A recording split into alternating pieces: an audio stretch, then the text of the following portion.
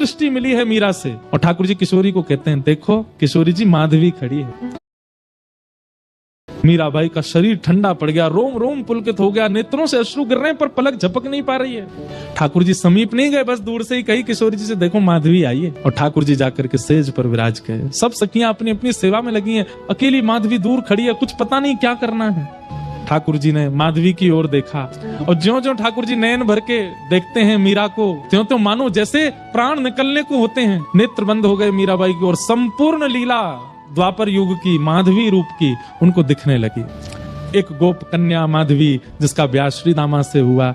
ठाकुर जी मुख देखने के लिए आए, सब लीला देख रही है वहीं बैठ करके निकुंज में। और आज मीराबाई को स्पष्ट हुआ कि ये इतना प्रेम जो मेरे चित्त में संदिग्ध था, इसका कारण क्या है।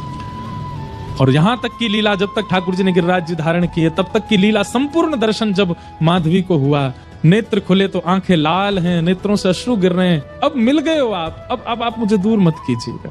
ठाकुर जी कहते हैं, अभी बहुतों का कल्याण आपसे होना है, इसलिए आपको वापस जाना होगा। मीराबाई खूब रोई, खूब मना किया, पर ठाकुर जी बोले, अभी आपसे बहुतों का कल्याण होना है, आपको जाना पड़ेगा। और निकुंज में जाके सब दर्शन करके मीराबाई वापस आई। यहाँ मेवाड़ में अकाल पड़ गया। पूरे मेवाड़ में भूखमरी, खूब प्रयास किए राणा ने, लेकिन पता नहीं चला कि भाई इसका कारण क्या है। तब एक साधु ने जाकर के कहा, ये वैष्णव अपराध लगा है मेवाड़ को, भक्तिमती मीरा का इतना अपमान किया है तुम लोगों ने, इसलिए तुम्हारे राज्य की ये दशा हो रही है। इसको सुधारना चाहते हो तो एक ही उपाय है, पुनः मीराबाई के चरण मेवाड़ आएंगे तो ही मेवाड़ समृद्ध होगा।